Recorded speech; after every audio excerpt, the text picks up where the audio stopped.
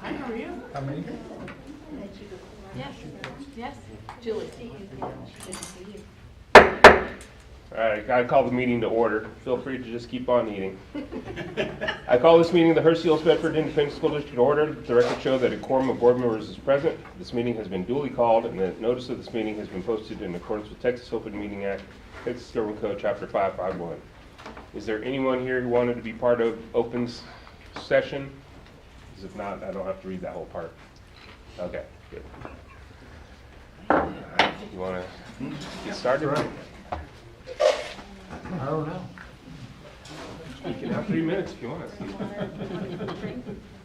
So, For dinner, where well-reasoned argument. yeah, everybody please keep eating. There's dessert in the back if you hadn't seen, and there's enough food to feed an army out there, so please get all you want.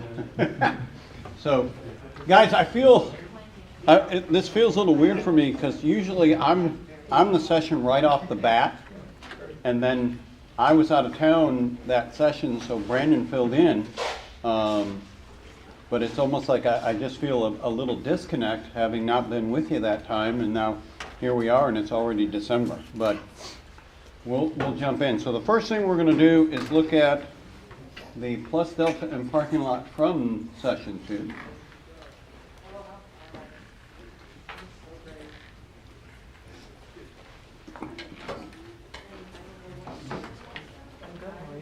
Okay.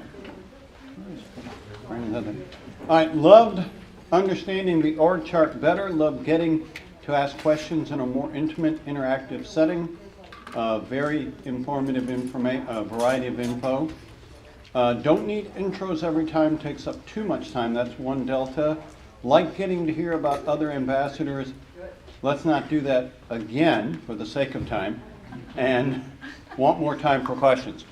I will tell you this, that's usually the one piece that we do have is questions, more questions. I love the questions, we need more questions.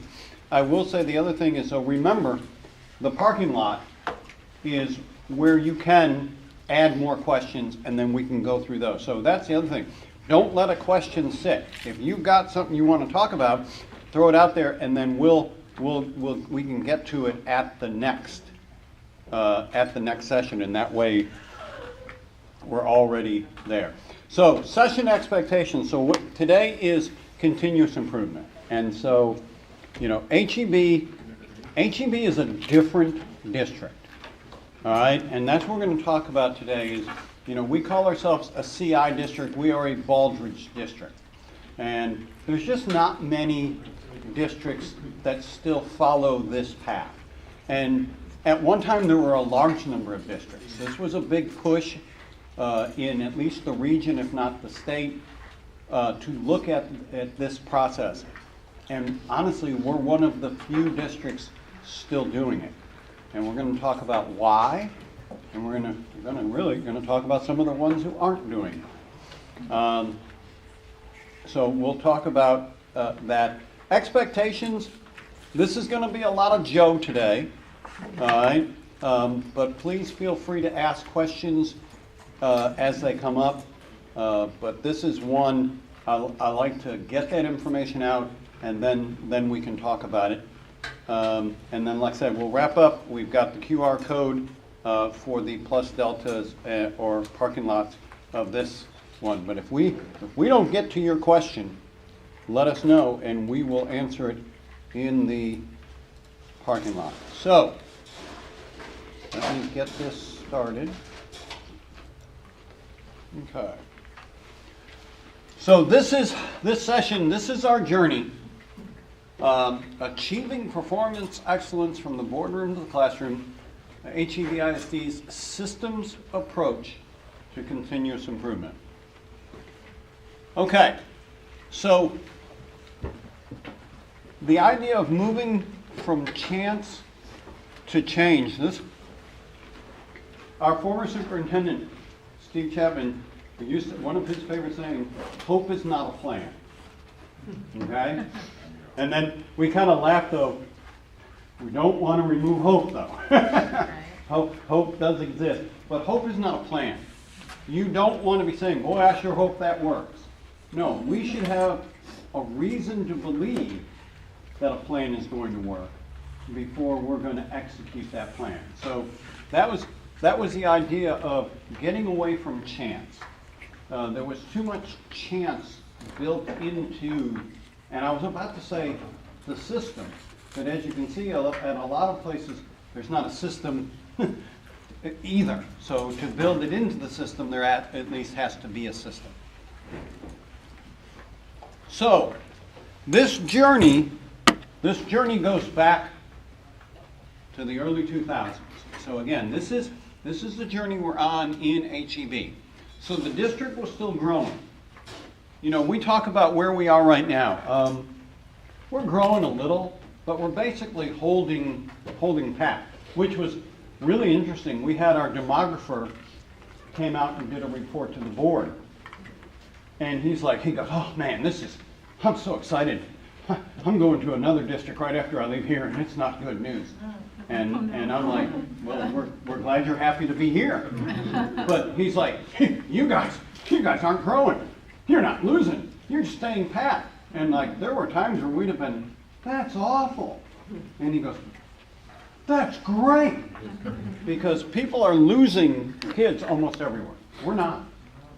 And right now, that's just an anomaly. And, you know, the last couple of years, we kind of broke the system. And in this final year, he's finally like, I'm kind of looking at y'all a little differently. We kind of see what's going on. But he goes, we're seeing that you guys are going to hold true around 23,000, which is huge.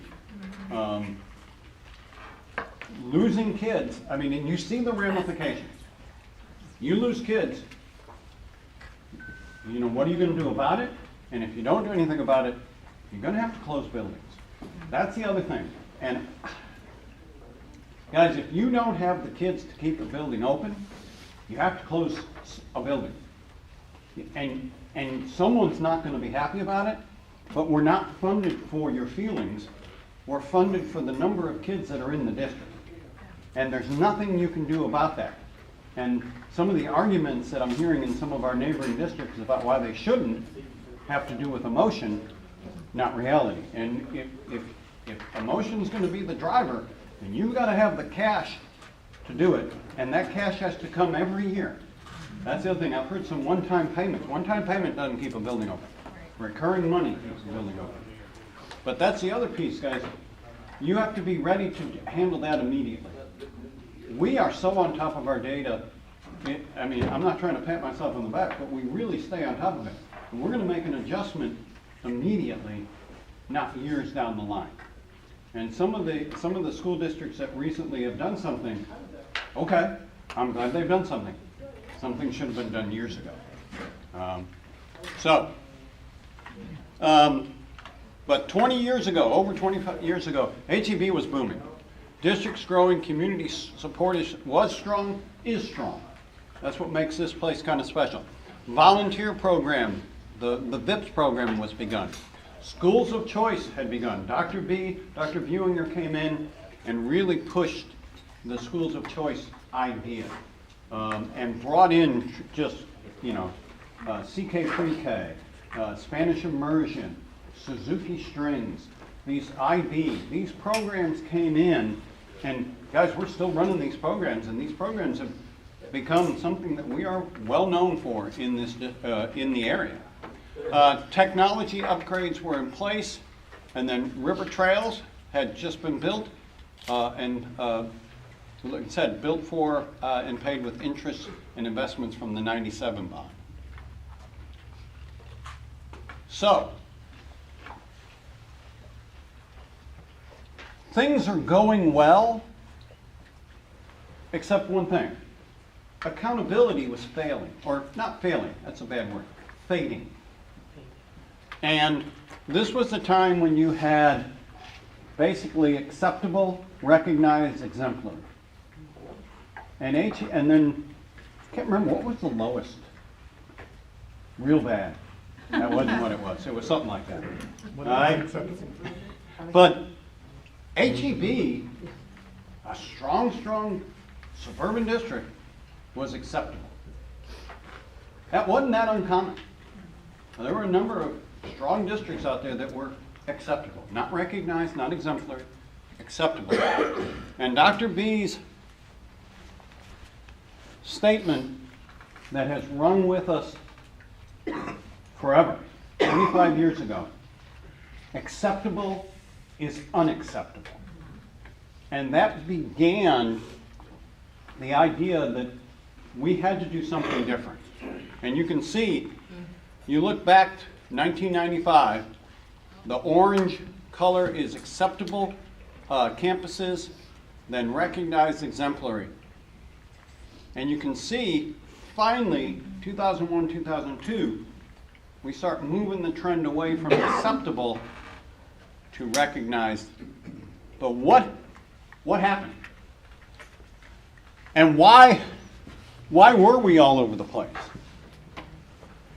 This is one of my favorite diagrams when it comes to talking about the power of CI, the power of Baldrige, and why you want to be a Baldrige district, why you want to participate. We know where we want to be.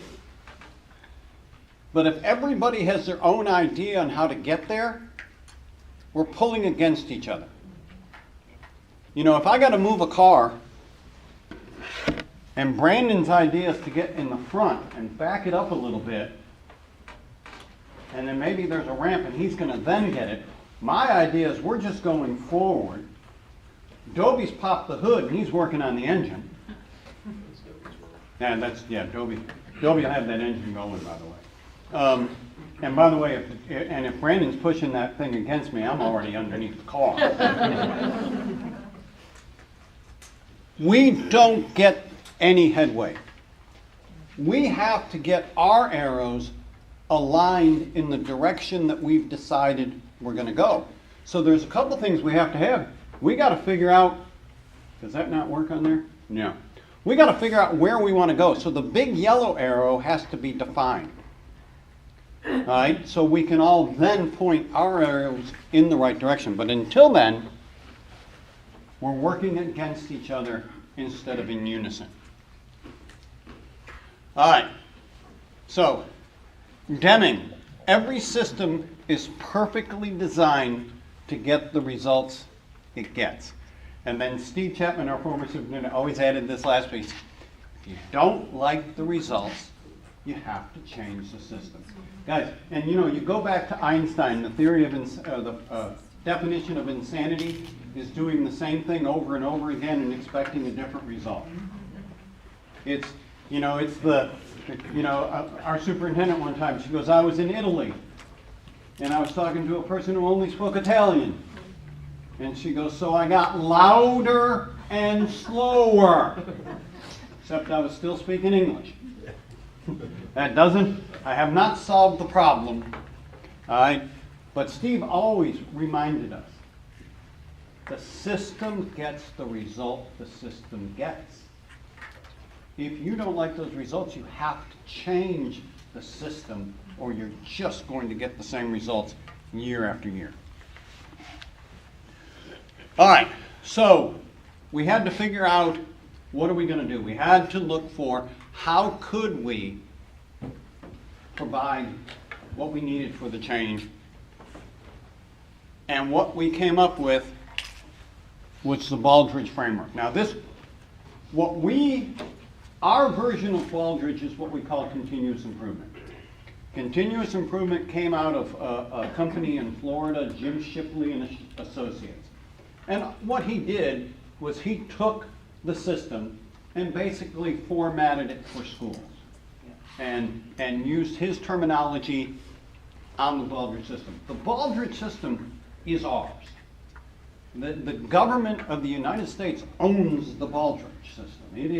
It is our possession. You don't have to, there's no copyrights available. We're all allowed to use the Baldrige system. All right? It got heavy into business, it got into hospitals, and it got into schools. And those are the areas where you see a lot of people using the Baldrige techniques, methods. So the basic framework, you have 7 categories: leadership, strategic planning, customer focus, measurement, analysis, knowledge management, workforce, operations, results. When we get to results, I will talk to you a lot about that. Results was my kind of linchpin. It's where okay, I got it now. So, the Baldrige system helps you answer 3 questions. Is our organization doing as well as it needs to? How do we know? All right? And what or how should the organization improve?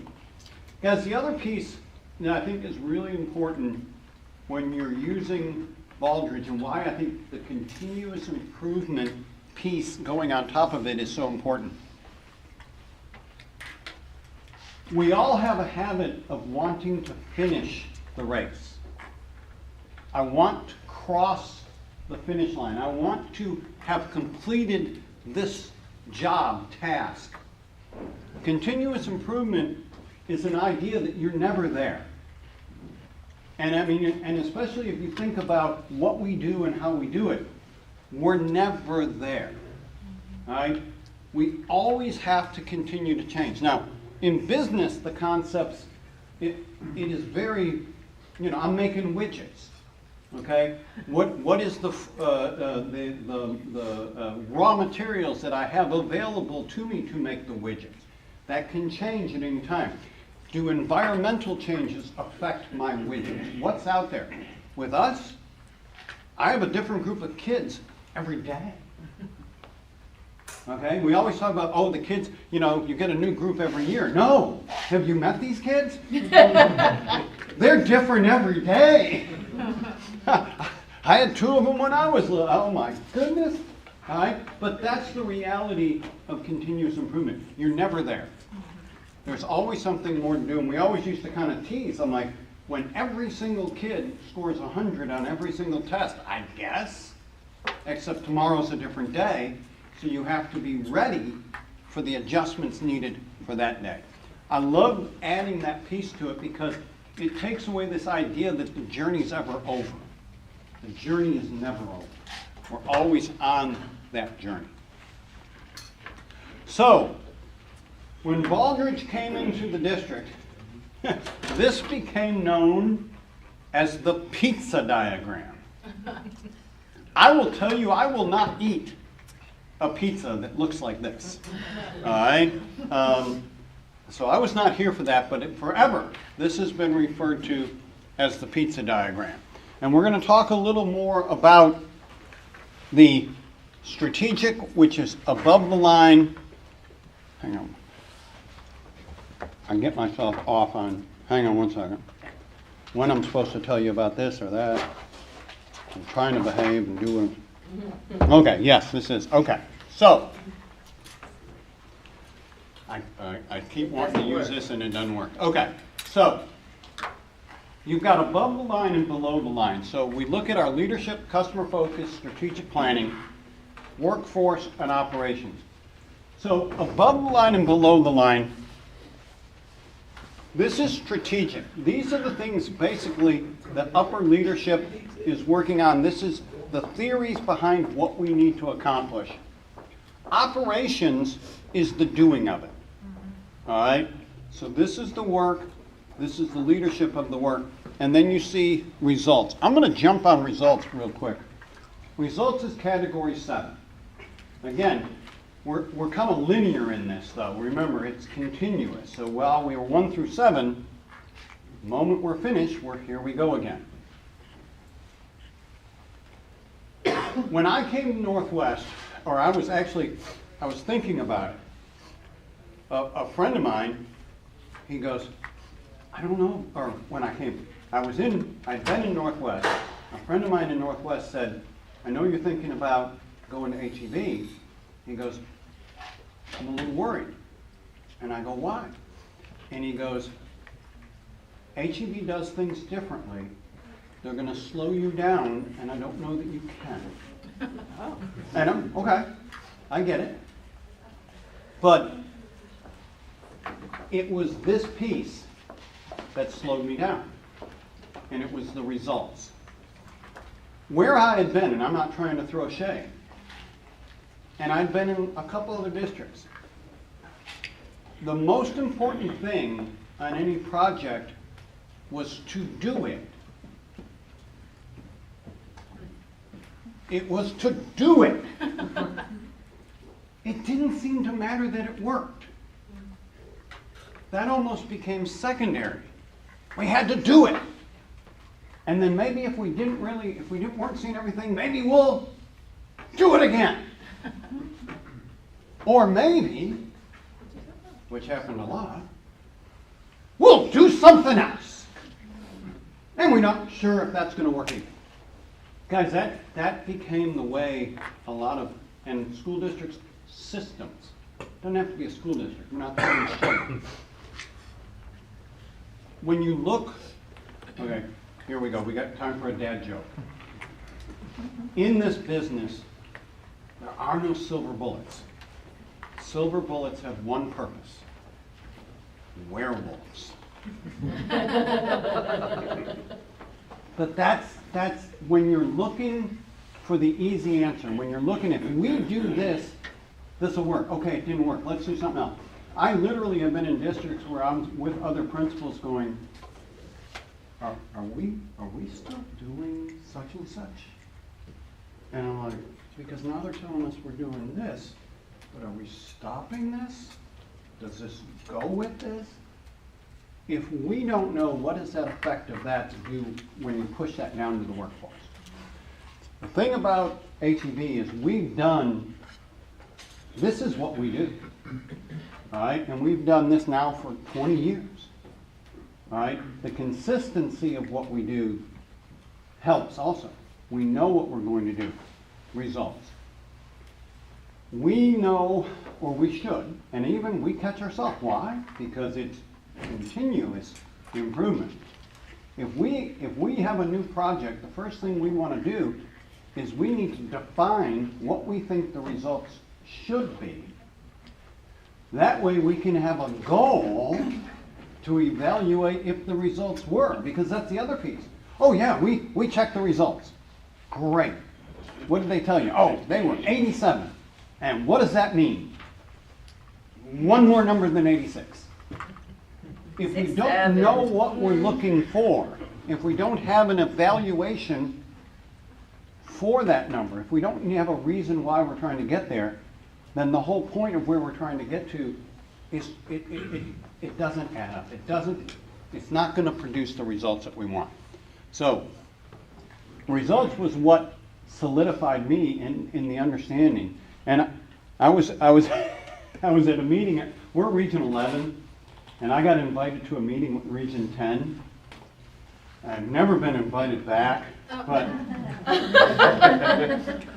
because they were asking me about something, and I said, hey, we're HEB, we do things differently. I'm listening to all of y'all. We don't do things, we do things that work. I don't think they liked the insinuation that they didn't do things that work. But the reality is, we do because we evaluate them, and if they don't work, we stop. Why would I continue to do something that didn't work? So, all right, that was a lot. Okay, so leadership. I'm going to go through the categories pretty quickly, but obviously leadership is the leadership of that system. So leadership can be this moves from the school board down to the classroom teacher. There is a leader depending on the situation that you're in, you know. And one thing, and it's probably in here later, but I'll talk about it now. One of the things that was really interesting about how HEB did the Baldridge implementation is they started with the board. Most people work the opposite. They start with the teachers, then they move to the principals, and they moved it that way, thinking, oh, we got to get a big push. Teachers is your biggest group, start with the teachers. It's the opposite. You start with the board, you start with the cabinet, you get to the principals, you get it down to the teachers, because now you have an understanding. What you can't have, you can't try to implement something with the teachers before the people who are in charge of the teachers understand what you're trying to implement and understand the struggles that they're going to have, because they struggle. They've got to know then, okay, here, this group might struggle at this point, but we got to help them, support them, push through. This is going to be okay. But that leadership is going to, and there's a slide later, but it'll depend on what group we're talking about. All right, one of the things in HEB that we've come up with is, it is our leadership traits. What's the word? Behaviors. What? Behaviors. I was like, I'm saying the wrong word. Leadership behaviors. But you look through there, we worked hard to align them with Baldrige. So we had started creating this, and then we're like, okay, we're breaking our own rules. We're kind of going rogue here. So if we're going to have leadership behaviors, let's align with the system that we use. But it talks about, as we look at our leadership, we talk about results-focused, systems thinking, there's a personal integrity.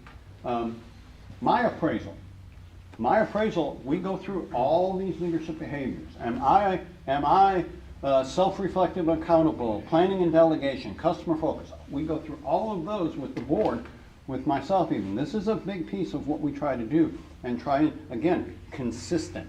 All right, these are our leadership behaviors. All right, the next is strategic planning.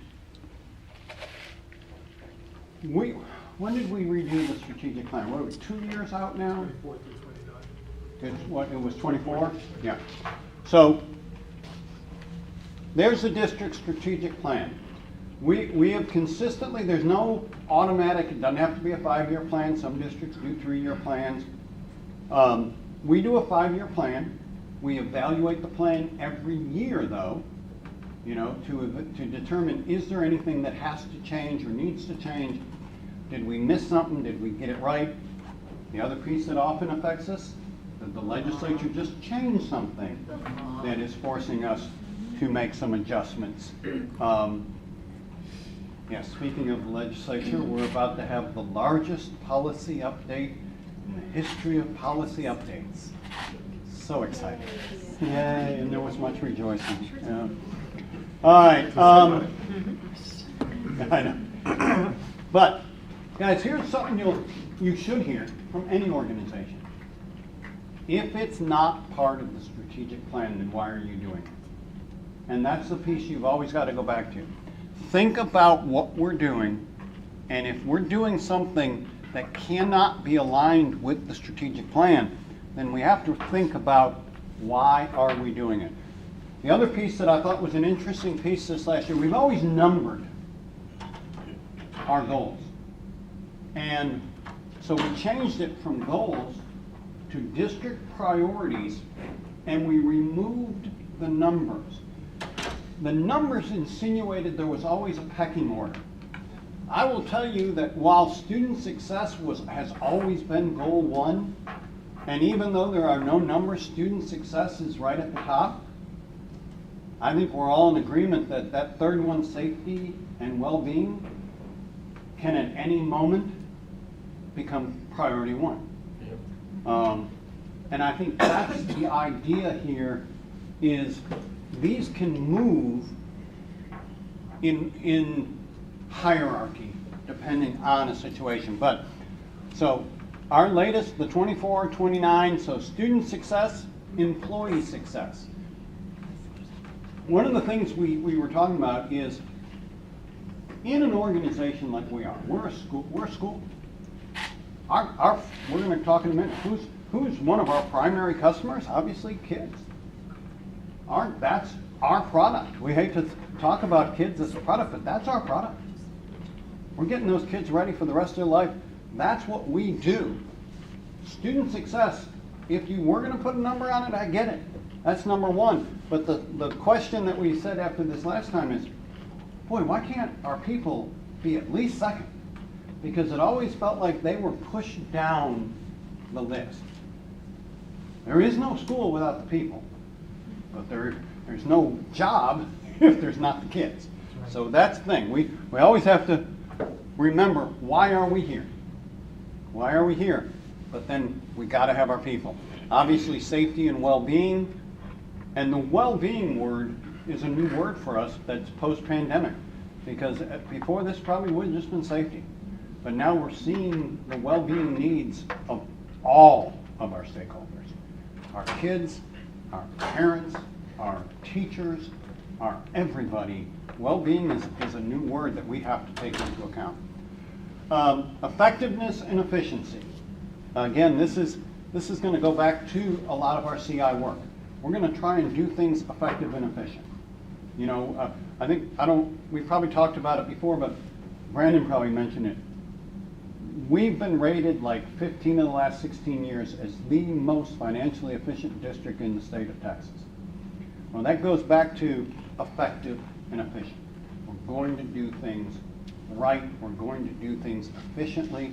And the most efficient way is usually going to end up very effective because it has to balance. It has to be successfully budgeted. And then family and community partnerships.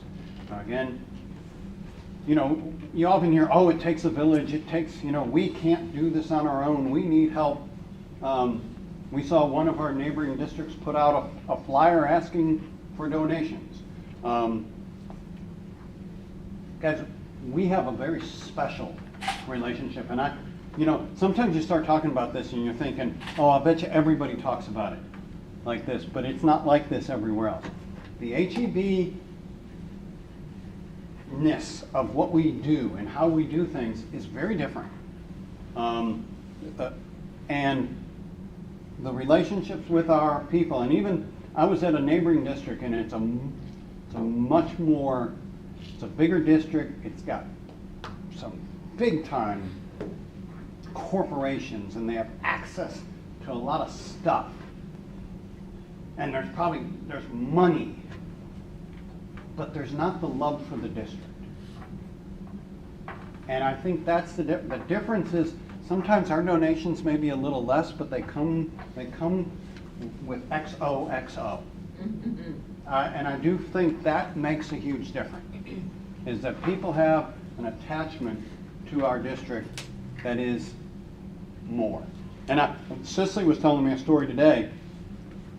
One of our former principals, Michael Smith, who was a longtime assistant principal at Bell and principal at Hurst Junior High, he's been working, I think, with one of the alternative certification programs, and he's mentoring new teachers. And he goes, I've got kids all over. He goes, I don't know that I have any in HEB, or he doesn't. I don't think he has any of our people. But he's got new teachers all over the place. And he's like, guys, I need everybody to see what it's like outside of HEB. He goes, it's very different, and not in a good way. He goes, I'm having to provide support that we take care of. And he goes, I'm very surprised of what I'm having to do in a very, this is not a job where I would expect to be basically making the difference whether these people remain teachers or not. And he goes, I can tell you right now, without the support I'm giving, most of these people would not. And he goes, I think I can keep a lot of them going, but they don't have any systems, they don't have any support, they don't have the processes in place to be successful. But here's, again, this is our strategic plan. We will continue to always review. We'll make adjustments. We'll make the changes we need to. But again, go back to what I said. If you can't connect what you're doing to this, and you got to think, why are we doing it? All right. Customer focus. I think we kind of talked about this, or I guess I do, because I do a lot of talking. Who are our customers? Students. Teachers. Parents. Community. Workforce. Everybody. We read a book from Disney, and that was, you know, who is your? Was it who is your customers, or was it who is your competition? Oh, that was who's your competition, but the same answer, everybody. Customer focus, you have to know who your customers are, and you have to know what their needs. Okay? Steve used to, and I thought this was a great analogy on the STAR test. Steve used to always talk about, guys, that's a customer requirement. You know, we have people who like the STAR test, don't like the requirement. We don't get a vote on that in the school district. All right? That's from the state. The state's going to evaluate it. And there's going to be a STAR test. It is, but it is a customer requirement. All right? Those EOC tests are required for graduation. So that is something that has to happen. So, but right there, teachers. What do teachers need? What do parents need? Do we have the focus? Do we understand? Like we were at a meeting the other day talking about forms and how people fill out forms. I'm like, guys, and we have this idea that only the 11-year-olds want everything electronic. That somehow people still want paper. And nobody wants a piece of paper, period, of any age. All right? Maybe somebody's grandma does. But even most of your grandma, they know Facebook, they know how to click. All right? They want electronic. And we've been talking about how can we convert all of our forms to meet the needs and the focus of our customers. All right? You won't believe this, but sometimes I start talking and don't stop. But Brandon's laughing. He goes, yeah, it's every day of my life. But I'm like, guys, you can buy a house with an electronic signature, but by God, you probably can't go on a field trip. We got to figure that one out. All right? Those are the pieces. We've got to make sure that we're not lagging behind where our people expect us to be, because then we'll leave them behind. All right? And so, oh, by the way, we're not there yet. So Brandon's like, come on, man. All right, go ahead. Technically, you can submit and this is new this year, you can submit your child's doctor's note electronically. Yeah. So we're taking steps. There we go. And, hey, we're not going to figure this out tonight. I told them they have until the end of the week. All right. All right, so here's all our customers. So well, we need more community pictures, but yeah, it's all of us. Well, that's Education Foundation in the lower left. All right. The pizza diagram sits on top of measurement, analysis, knowledge management. So a couple pieces within here. And I'm going to start with the last one, knowledge management. To me, when I look at knowledge management, in HEB, we have what we call our managed curriculum. So in HEB, if you're teaching a subject that's taught in multiple locations, all right, then wherever we are in biology, everyone in the district should be within a day or two doing the exact same thing. Here's what managed curriculum is not. All right? The managed curriculum is not the Edison project. Edison project was something probably 30 years ago that they tried to create. They tried to create the perfect curriculum, and they thought they had. And Dallas gave it a whirl. And they built a curriculum where it had all the, here, you say this. The kids will ask any of the following questions. Here are the answers. They had created the perfect lesson plan.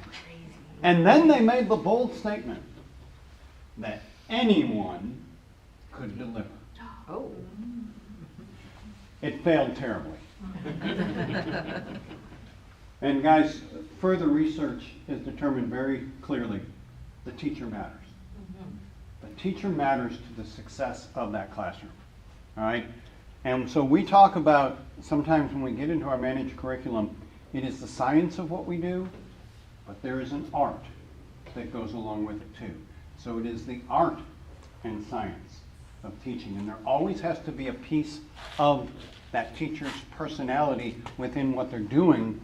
Because like I said, the day I try to be Brandon, I will fail, and when Brandon tries to be me, he'll be exhausted. All right? But we can't be something we're not. We have to be the best us. Look at Michael Jordan when he tried to play baseball. All right? That was probably funnier 20 years ago. All right. You do know Michael Jordan. Never mind. But, so knowledge management, we have our managed curriculum. Here's what that does for us. It is not a power thing of everyone will teach respiration tomorrow. The reason it's important is now I can use common assessments across the district, because when we're all following the same scope and sequence and we're within a day or two of each other, I can have common exams. When I can have common exams, I can then evaluate how we're all doing. If none of us got a question right, I have a curricular problem. When one bunch of teachers are getting, their kids all get this right, and someone else is getting it wrong, that teacher is struggling with that concept. We need to assist. All right? When the numbers are all over the place, I don't know. Every now and then, the other thing is, everyone does bad except one teacher. She went rogue. Okay. Hey, I want to know what you're doing. I want to know what you're doing. Now we're all going rogue, and now it's not rogue. Okay? There's a better way, then we're all going to do it. So, that's that piece. The measurement and analysis, it goes back to results. I can't look and analyze my results unless I have the data to look at. All right? I have the data to know, have I gone up, have I gone down? Where am I going? What does this number, again, 87 in a vacuum tells me nothing. All right? 87 sounds great until we realize we were 98 last year. Or 87 sounds even better when we were 56 the year before. What is the reality of the situation? We have to have that as we're understanding that. Okay. Workforce. Goes, it was that second, workforce success. All right? Without the workforce, without caring about how they're successful, I mean, we're going to talk about, you know, what can we do with raises? What can we do on insurance? We're always looking at how can we make sure we're taking care of our people on that financial side. But it's the same thing. Why are we rebuilding some of these buildings? The educational adequacy of the buildings was low. We were not giving our people proper rooms to teach. We were way too crowded, way too small. There were a number of issues that we were dealing with. So if we're going to create the workforce, if we're going to create the environment for our workforce to be successful, then we have to take those things into account. All right, and then create that. All right, so how do we engage, how do we take care of our people, but at the same time, we can't cross a line of creating what some people would say is an adult-centered world. At the end of the day, we are a school, and our number one goal is to take care of the kids. So we have to take care of the adults as well as we can, but when the choice comes down to what's best for the kids, that's our job. So we have to look at the kids first, which sometimes can be frustrating because they're like, oh, we got to hang on to our teachers. Yes, but we have to also have that understanding. These are the things I have to do. These kids have one chance. I got one chance. I get another crop next year. I got one chance. When I was teaching biology, I got one chance to get these kids right because they're in chemistry next year. All right, so we're not going to, if I miss genetics, it's missed. All right. But I mean, how do we do different things? You know, there's some pictures of Teachers of the Year. We have different programs for our people to be better. You know, you have to care about people beyond yourself. And I will say this, I can do things that make my life easy, but it may hinder somebody's ability to get where they want to go. And here's what I mean by that. I might have somebody who gets an opportunity in another district. Okay, that may not be the best thing for me, but as long as it's not hurting kids, then I'm going to help that person be the best version of that. My feeling is this: if everybody's in their best spot, then the system is going to work the way it's supposed to work. And here's the other piece: the system is bigger than us. It is not just HEB. You know, I always tease about, I'm a little competitive, and I want to beat every single district in every measure at one point. I want to beat them, but I want them right on my tail, because this is public education. And we need no weak links in public education. We also think about what that is. That's a kid. That's somebody else's kid. Like, just because we've taken care of our kids doesn't mean I don't care about Grapevine's kids and Eagle Mountain's kids, because those are kids. And I sometimes feel bad, because I will tell you point blank, you look at our scores, kid's going to do better if you walk through our doors. We do better than expected, meaning we move people further than other districts move. I'm proud of that. I'm also disappointed that we don't see it in more places. All right. Operations. Operations is where, okay, all of our systems are processes. And guys, you would be amazed to see our processes. We have so many processes. And we still find more. We'll be talking about something. Is that written? It's scribbled? No, but I mean, most of ours are they are in format, they're properly documented, we have the processes in place. This is how this works. Brandon can show you all the documents. This is how we do our testing. This is how we do this. This is how we do that. We have systems and processes. Guys, I have a geology degree, so I always, I'm like, that's my background. I'm an alt cert. We talk about alternative certified teachers. I'm alt cert. I go back to the scientific method, and that's what we're doing here. Is this documented and repeatable? Do we have the evidence of what we've done, and can we do it again? Because if you can't repeat what you just did, it doesn't do anybody good tomorrow. All right? So everything has to be documented, and what we've done has to prove itself to be repeatable. But all these systems, and we'll talk more about quality tools, PDSA, and all that. Also, I'm on a roll, but stop me if you do have questions as we go. Like I said, so we're not done too early. All right, getting back to results. Again, this was my aha moment in education. And I got to HEB, let me see. When did we get here? 2013? Yep. Matt and I came together. Julie too, right? They were a few months ahead of me, and then I wandered in, and they're like, what's going on now? What the heck happened? This isn't what I signed up for. But I started education in 1986, teaching at St. Aloysius School in Cheektowaga, New York. And you have to say it like that. All right? But 2013, when I really looked at this and got results. And in the back of my head, I'm like, oh, I knew that.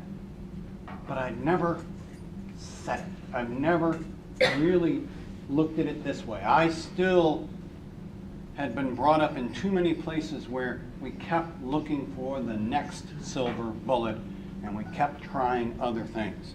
And we were doing things instead of doing things that work. Did I? Okay, so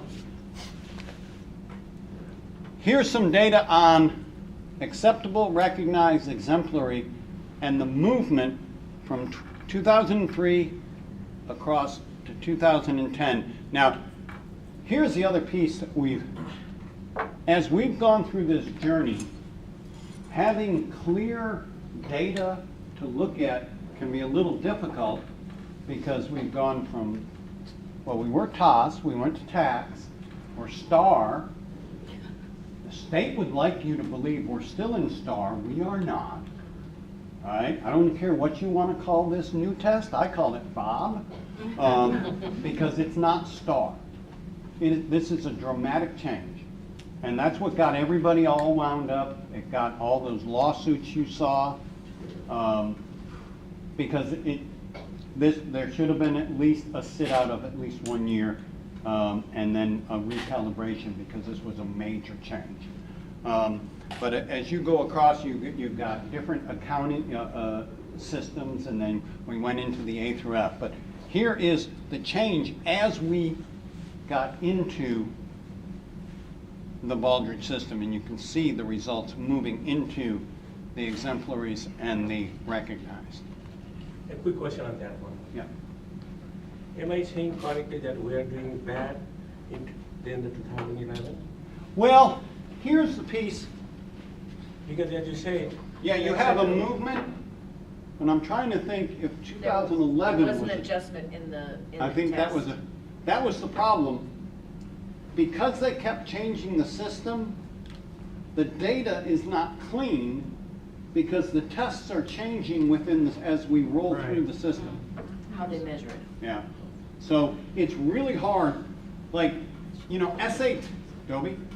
Oh, that was also. the time period when there was a huge cut to funding public schools. Yeah. By the state, $4.5 billion.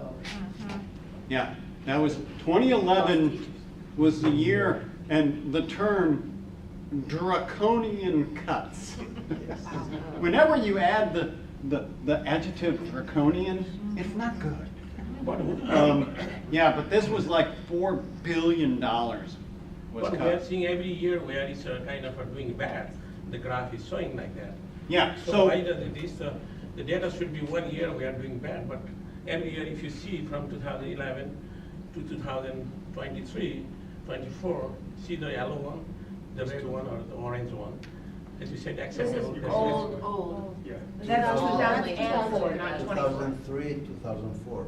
yeah, This is this is 2023, older. isn't it? Yeah, old data. Yeah, so this was moving in the right direction At the time we were implementing. to 2011. Oh, thank you. Yeah, that was, yeah, 22 years ago, 13 years ago, 14 years ago. All right, so what's the goal? What did we work on? Worked on getting our arrows in the same direction. Working really hard that we're all working toward.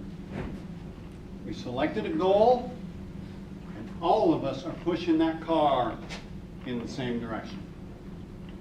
All right, this is a little about what I talked about earlier, though, is the idea of moving from the boardroom and to departments, campuses, classrooms, down to our students. And our students, they are a leader also. We used to have, was it a core belief we called it at the time? Students are responsible for their own learning, okay?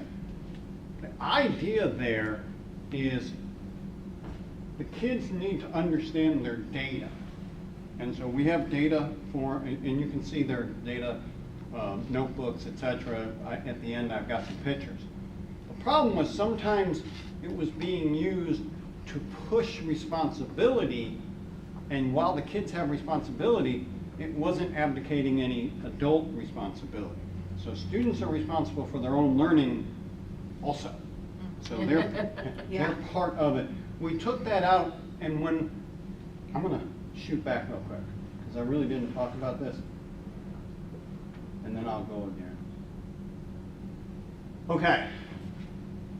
We went away from kind of these little statements to our core values.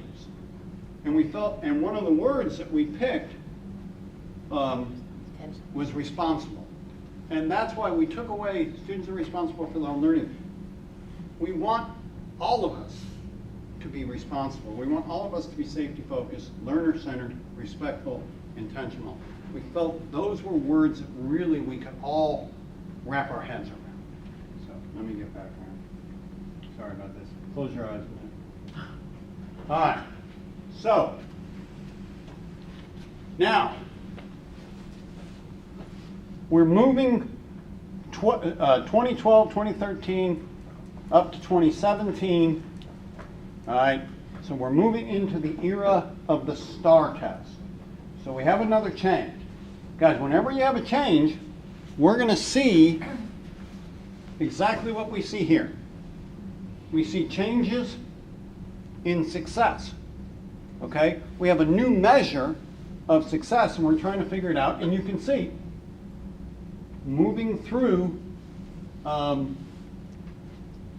to increase. The big thing that we got here, they came out with distinctions. It was another way. We liked it, but it was just more to look at. Right off the bat, we didn't get that many. We got real strong in 2013. We stayed pretty steady on the distinctions. We stayed pretty steady pretty quickly with the STAR test. All right? Then we get into A through F. All right? We were very strong in A through F, right down to the last year of A through F. HEB was we were an A district every year. This year is the first year we've ever been a B. Our scores are higher than they've ever been. They changed the system. Change the way they measure. Yeah, how they measured it. So, 2012, 2013, did HEB ISD fully implement the STAR testing? Oh yeah, that wasn't curriculum. That was, I mean, there was no choice. The reason I asked that is because that was my senior year of high school, and I took the tax test, but then they had us we're basically the guinea pig for the STAR test. I know what you're talking about, yeah. So before all of them came in, we had field testing going on. Yep. Yeah. So yes, you were. It was, I'll say this, it was a harder test. Well, it was a harder test and it was a much different test. Yeah. And that was the other thing is, as we're trying to make sure, okay, you hear all the time, I don't want my teacher teaching to the test. Teaching to the test. Ooh, what a bad thing to say. All right? Guys, teaching to the test is only bad if what you're learning or testing is bad. In the sense of this, if you're trying to get into college and you need a good SAT score, I strongly suggest you take an SAT prep, not a cooking class. You need to prepare for what you're about to do. All right, if you need to make a creme brulee, take the cooking class. You need to pass the STAR test, I'd probably get ready to pass the STAR test. The problem isn't preparing for the test, it's if the test is not preparing you for life. In that curriculum, is the curriculum the right curriculum?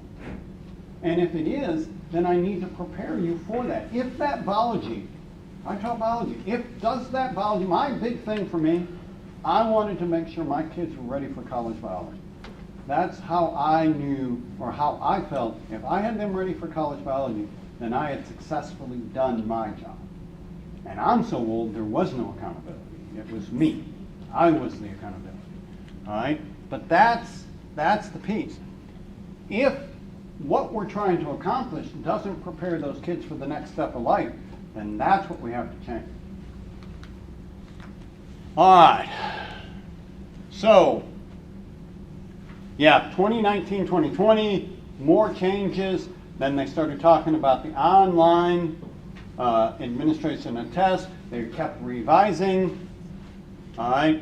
So we had a plan. We're getting ready. I'm not going through this because pandemic. Okay. So we've done a lot of work. All right. And now here we are, pandemic. I will tell you this. For one of the weirdest times ever, I can't tell you how proud I was of this district. That first year, obviously, there were no scores, no nothing. But that next year was crazy.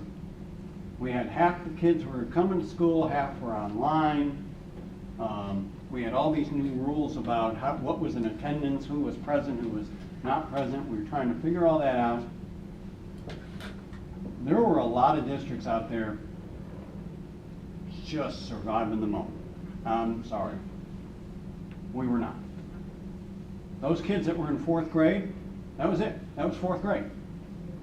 We got to get this done because next year they're in 5th grade. And those kids taking biology are in chemistry next year. And that first round of accountability came out, and we really killed it. For just a mess of a situation, we did great. There were some neighboring districts. I know there was one metric I saw. We scored like an 85, and we were pretty disappointed. And one of our neighboring districts scored a 7. 7. We were upset with our 85. But that was the piece of, guys, we were not going gentle into that good night. Right. We were going to do the best we could in the situation we were in, and I think we did. But I also have to say that one of the things that made us be able to do that was all those years of all those systems that everybody knew how to follow, and everybody just could move in that direction regardless of the situation. Well, and I do think it was that HEB way. And I'll never forget, we had just hired Lindsay Hopkins. Lindsay came over from Grapevine that year. And, okay, so we, HEB, we're not a one-to-one district. As a matter of fact, the pandemic hits. Huh? At that time. At that time, yeah. The pandemic hits, and nobody's coming back to school that first year. So it's spring break that extended the rest of the year. So we start breaking down every lab, every laptop, and we start handing out laptops to everybody we can. And we're trying to figure this out. And then we have no learning management system, you know, like Blackboard or Canvas or anything. So we're teaching all our classes in Google Classroom, all right? And we get through that year, and we hire Lindsay, and she's the new technology director, and she's like, gosh, we're gonna be online all year, half the kids are home. We have to have a learning management system. Okay, so we investigate real quick, make some decisions as quick as we can. We gotta move, and we go with Canvas. We're gonna do the Canvas integration, whatever, and they're like, okay guys, this takes 7 months to do this. And we had a biblical implementation because we did it in 40 days and 40 nights. And everybody worked at night. And they did, and it was all night. And in 40 days, we had Canvas ready to go. But that was another piece. We aren't successful if we don't do that. We're behind already if we're not ready to start that year. So our teachers and all of our people got together and said, we're gonna make this happen. So that process of Canvas, that's putting all of the curriculum in there and downloading it all on the computers? Well, basically getting all the systems in, getting it all trained, getting that in there. And then basically we got, I think, all the lessons for like 3 weeks. And then that was a year of stay a week ahead of the kids. And we're building as fast as we can, converting everything over. Because we were not electronic, and even if we were, we then had to get everything we have to work in Canvas so that we can take grades and do all the other stuff. Just setting up 23,000 student accounts. Yeah. Right. Yeah. Oh, no. That was something. So, as we look forward, so we came through that. And that's, I will say, those first couple of years, we looked at accountability and where we were. And here's one other piece I think I ought to mention, because it goes along with this. ESSER. I saw this started bumping up again, and people talking about ESSER funds. It was the federal money that all the schools got during During the pandemic. during the pandemic. And all of a sudden, all these people were posting about how, oh, the schools didn't save all this money. They should have saved it. Now they're saying they don't have any money. Why didn't they save this money? Okay, stop. The money was for recovery from the pandemic. You should not have that stashed away. You should have used it for what it was designed for, which was student recovery. And do you know what we used ours for? Student recovery. Student recovery. And the other thing we did too, which kept us out of trouble, I said, guys, if it's ESSER, after 3, it's gone. And so that was the thing. We didn't hire recurring positions. The people we hired with ESSER money were extra interventionists that we knew would have to go away when the ESSER money was gone, but they were extras. There were districts who got themselves in a bind because they started supplanting their own people and paying for positions they already had with money that was going to be gone. You don't pay for positions with one-time money. And yeah, that was money for 3 years, but it was one-time money. We put that money heavily into our kids and it paid off. And we very quickly did not see the effect of the pandemic. Now I will say this, because I'm not going to pretend. We are still seeing one thing. Behavior is different. Yeah. Yes, very much. And behavior has, and you know, we always say this, oh, it hadn't got back where it was. Nothing ever gets back where it was.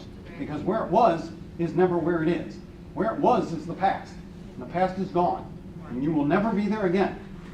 All right? And that's the other thing. Wishing to be somewhere that can never be is a waste of your time. We have to improve behavior now, not worry about how it used to be. But behavior is not where it needs to be. And that is a long-term effect, 100%, a long-term effect of the pandemic, of the isolation, and it's going to take a while. But that's the one piece that that extra interventionist couldn't help with. All right, so operations. So we'll get back to this one, and the reason why is this is where we spend a lot of our time. As we work as we get better at what we do, the system gets the results the system is designed to get. If you don't like the results, change the system.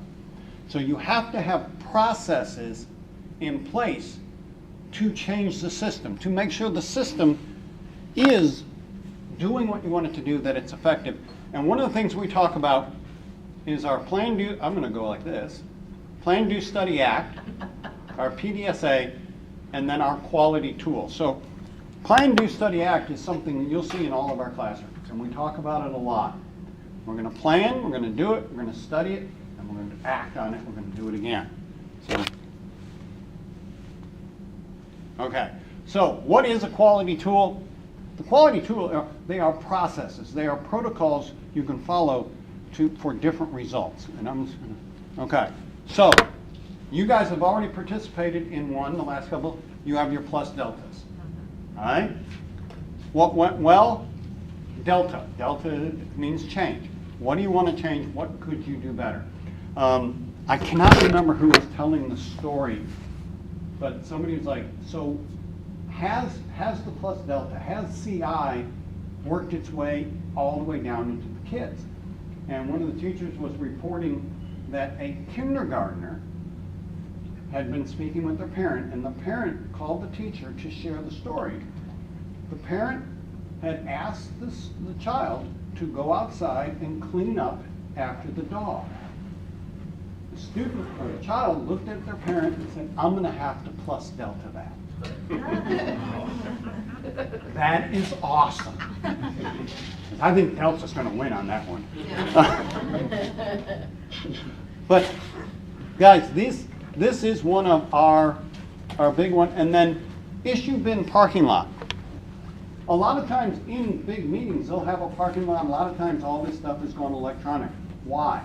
Well, a lot of times a session like this is almost a performance. You know, there are no questions, there are no nothing. So what is the parking lot? The parking lot is where you post your questions, you go through the training, and then if there's time, we do it, or we post them later. One of the things we found, and we've been doing this now with our staff meetings, our staff meetings will get a lot of questions. We'll get plus deltas, and we'll get some questions. We begin each meeting by answering every question from the last meeting. All right? the nice thing about this is we went from a bunch, how many did we have last time? Oh, like 6 or so. Yeah, total, and this is 130 people. We used to get 12, 15, maybe even 20. It's way down. And the reason is, I think, because we're answering these questions, they're not lingering. And that's the thing. You can't have a lingering question. People need to know. You know, Simon Sinek started the why. They want to know the why. All right? So try to get those questions answered. The funny thing now is, some of them almost feel like they have to post something, and they're like, you know, the snacks today, they weren't great. And I'm like, okay. Joe, I think you, in reference to the few that we got, I mean, we used to have scrolling where we would have 20 or 30. So that's, I mean, it's a huge drop. But I think that's the thing. We've got people in a great place. Here's the PCC. We have a group, our PCC group. Our PCC is where our teachers are allowed to pose questions. They pose them to us. We answer the questions for them because there are things they need to know the why. Post-pandemic, we were getting 20 to 25 questions. One week we had 68 questions, and those were the ones they felt had to move forward after their big group discussion. Last month's questions, or the ones we just got, what do we have, 6? Yeah, and we have 6 questions. All right? If you'll answer the questions when they ask them, if you tell them the why, if you know, then those questions aren't lingering, they're getting answered. All right. Oh, yeah. Einstein, if I had an hour to solve a problem, I've spent 55 minutes thinking about the problem and then 5 minutes thinking about the solution. Again, I think sometimes we start too quick on coming up with a solution before we fully understand the problem.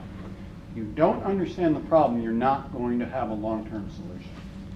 I think identifying what the problem actually is a huge part of that as well. I work in design thinking a lot, and part of that foundation is what problem are we actually solving? Mm-hmm. Because you can chase a million tangents trying to find solutions that lead you astray.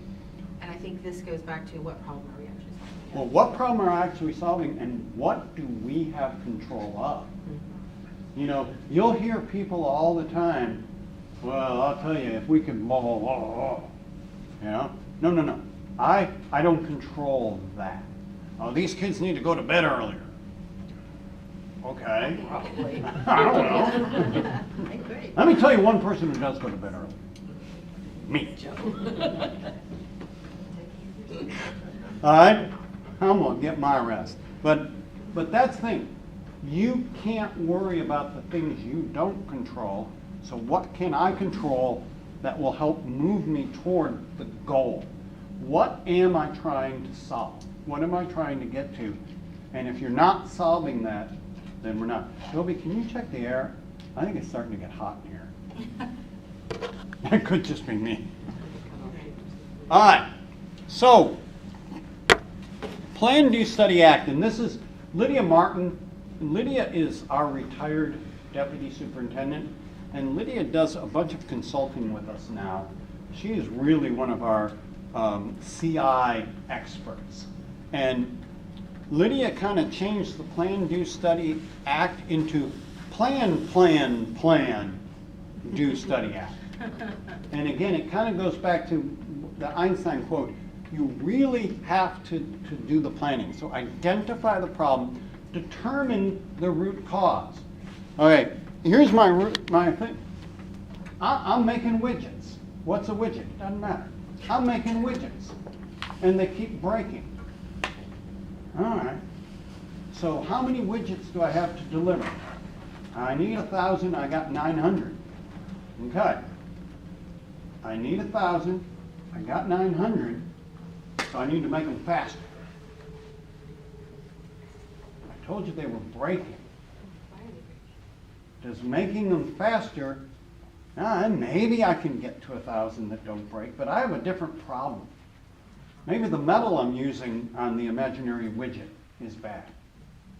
Or I need a different alloy. I need to do something different there. make sure we identify the root cause of the problem so we're not solving the wrong problem. And the piece that we talk about here, and we all get into it, is you get into it, I think, I feel. What do you know? It's not what I think might work, not what I feel might work. What does the data tell me that is going to fix this problem? Then I have my root cause, generate a solution, do it, study it. We're going to do it again. All right. This is some different quality tools. Lydia will take you through all of them, but I'm just going to tell you a little. Oh no, yeah, she's got them all. Okay. I don't know if we'll get to them. I'm going to tell you a story. It's more fun. All right. So Brandon and I are at a meeting of the Tarrant County superintendents, and we have all gotten together, and they have asked myself, and then I drug Brandon with me, and then Matt Smith from Arlington. We have been decided we will lead the legislative agenda for Tarrant County superintendent. So what is going to be the legislative agenda? What are this huge? This was before the 89th legislative session. What are our issues? What are the things that we are going to unite behind? Guys, we are every superintendent from Tarrant County. So we're from Southlake to HEB to Everman, Fort Worth, and we're all superintendents. So the one thing is, you got 11, 12 people in the room who all don't think they're right. They know they're right. All right? That was funny. All right. But my Funny job. that you think it's funny. I know. I think everything.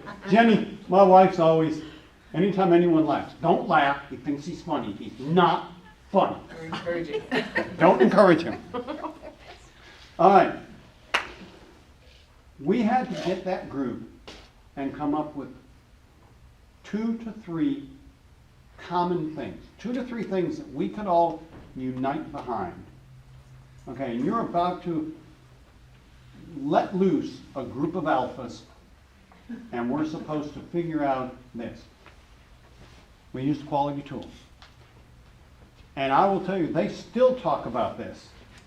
That group's called REB, and they're constantly talking about how HEB came in, took all the superintendents from all of Tarrant County, and in 15 minutes, we had agreed on 2 legislative agendas. And it was a very simple process. We gave them sticky notes, and we started with brainstorming. I said, guys, write down the things you think are important in this legislative session. And I go, just write. Just go, go, go. And Brandon and I are collecting, and as we're collecting them, Brandon is affinitizing. He's putting them into categories. So right off the bat, and we got this whole wall, and Brandon, what do you think about this one? What do you think about this one? And I'm collecting, he's posting, we get them up, and then because Brandon did the affinitizing, I had him define. He defined the categories. We then handed everybody dots. We gave them, I don't know, 3 or 4 dots. We did a consensogram. We let them vote. And in 15 minutes, we had 2 very clear areas that the superintendents of Tarrant County wanted to focus on for this group.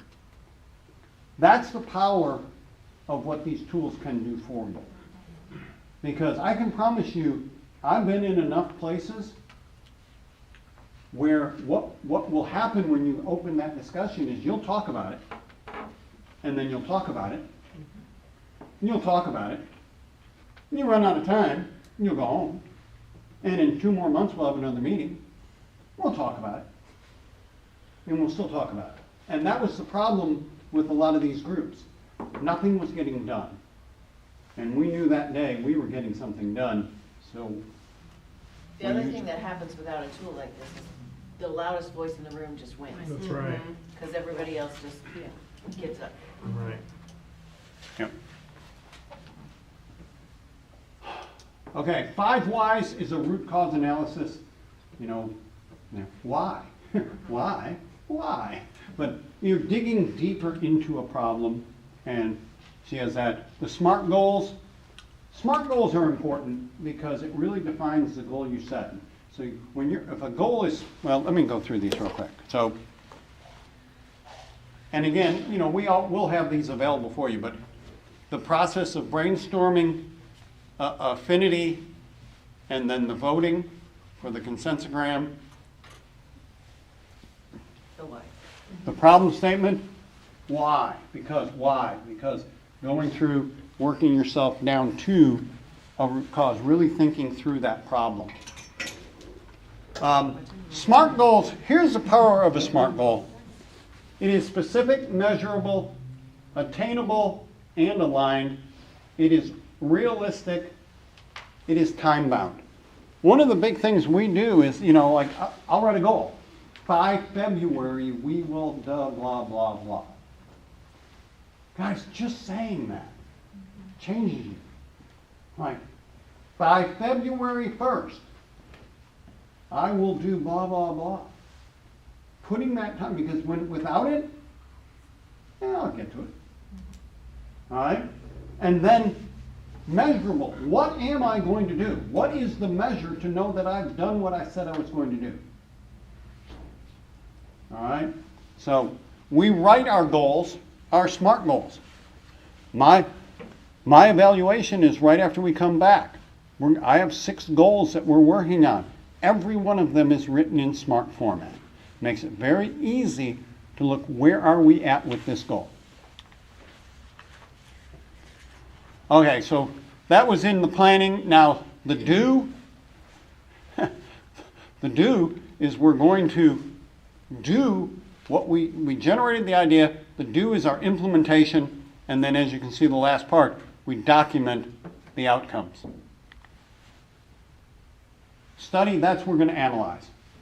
Again, if you're afraid of the results, you're afraid of success.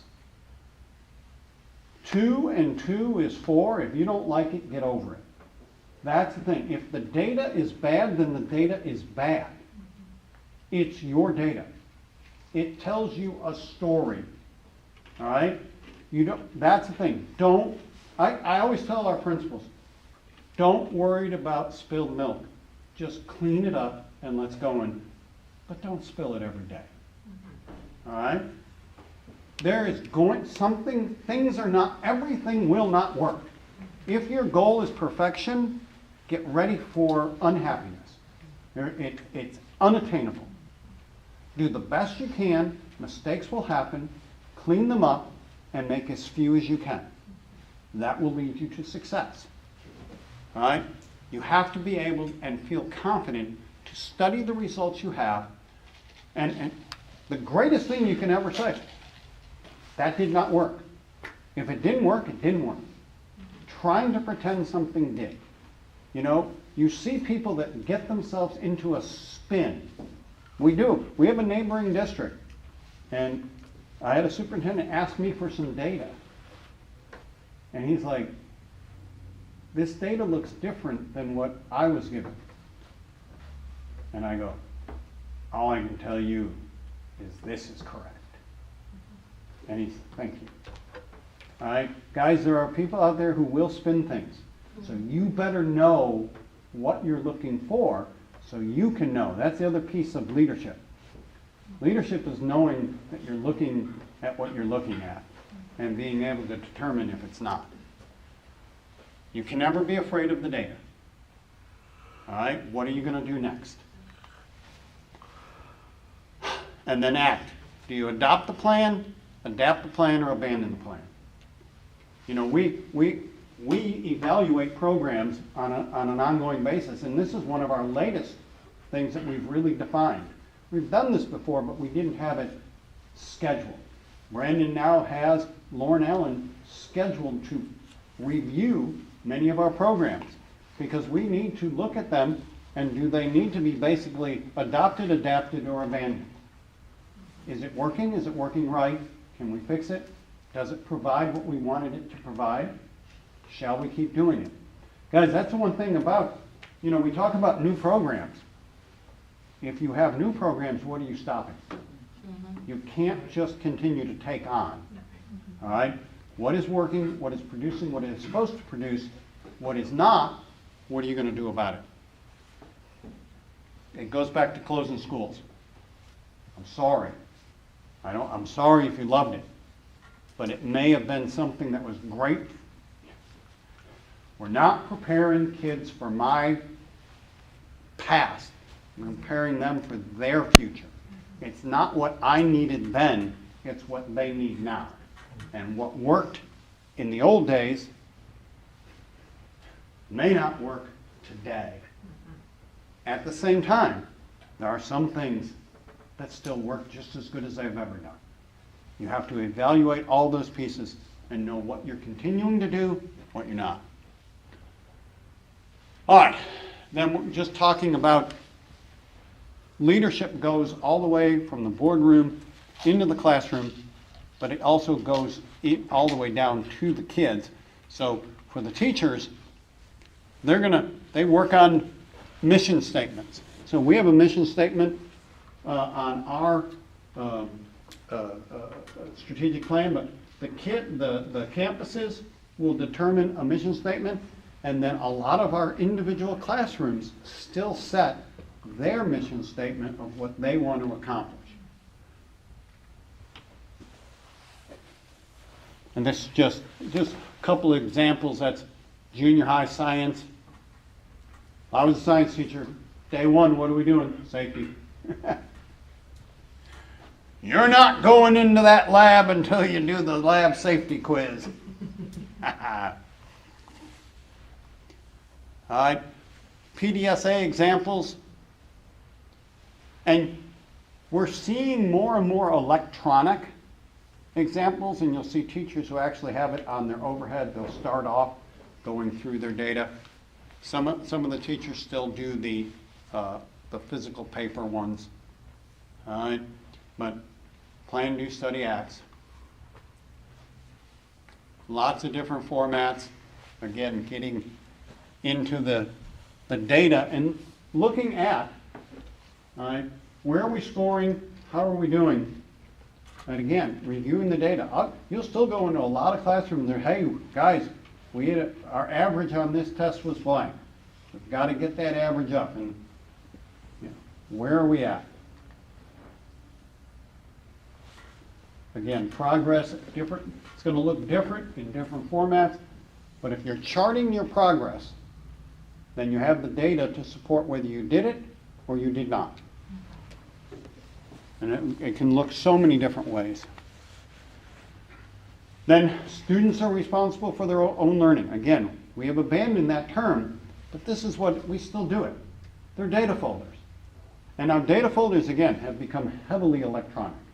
All right? There was a time in almost every classroom had a basket in the back of the room with all the folders, and most of these are electronic now. But they can look so many different ways. But if the students understand where they're at, then they can be part of the solution. And again, there's an electronic version.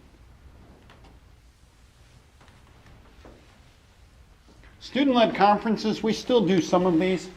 We don't do it the way as much as we used to.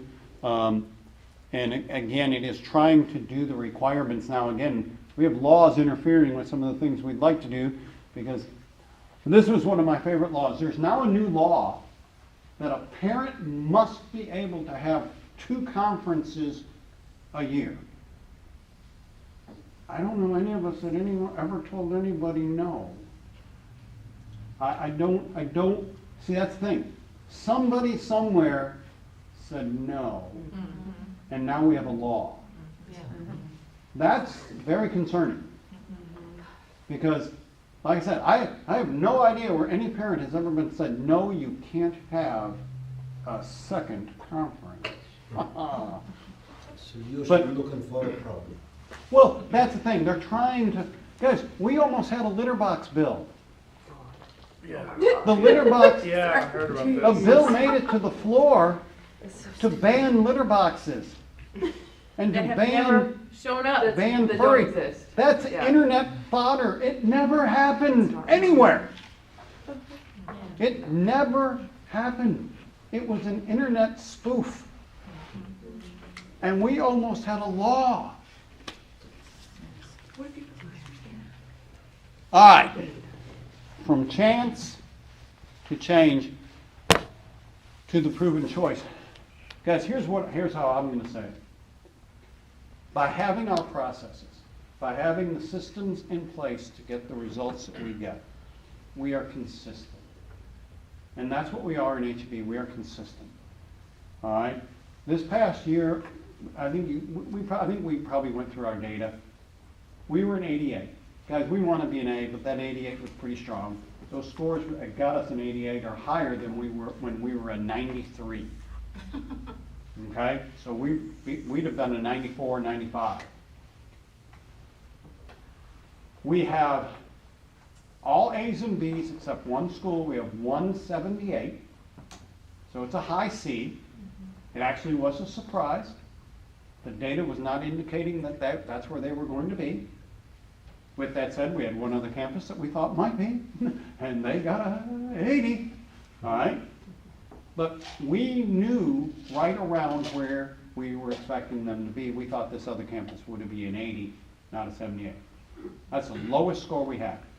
Almost anyone else who looks anything like us has multiple D's and F's. We're not even close. I'm not saying we never will. I'm not saying, because again, you can have an anomaly, you can have, something could go wrong, because I'll tell you what, you have a few teachers out and a few things, and it really, you still can get hit pretty hard by single cells. But the consistency in the systems that we put in place have resulted in our kids getting the instruction that keeps their scores very strong. And that's the benefits of this, having these systems in place, is you know you're delivering what you said you were going to deliver. My wife and I were talking about, well, we were referencing the old FedEx commercial when it positively has to be there overnight. That was FedEx's mantra, and they meant it. They would do whatever it takes to deliver. And that has to be how we look at kids' success. It's whatever it takes, we've got to do, we've got to work that hard. And HEB's tough. HEB's a lot of work. Because to get these kids where we need to be, it does require a lot. But it's the alternative that is so scary. Because what if they're not? So quick question on that. Yeah. Which school get that 78? Which camp? That was Bell Manor. Oh. Bell Manor, which is a great campus. Yeah. Great campus, great culture.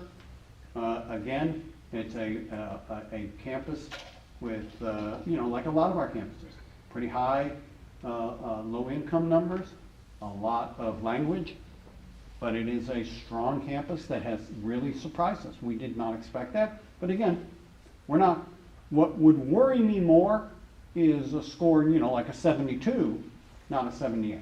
That would make me more nervous. But again, like I said, when you look at other districts around us, districts that are even much more affluent, and they have at least one D, if not more than that. And like I said, we've got, and was it the year before, Brandon, where we were no C's the year before, right? We were all A's and B's, or was that 2 years ago? Yeah. We had one C the year before. Okay, so maybe 2 years ago, I think maybe we were all A's and B's.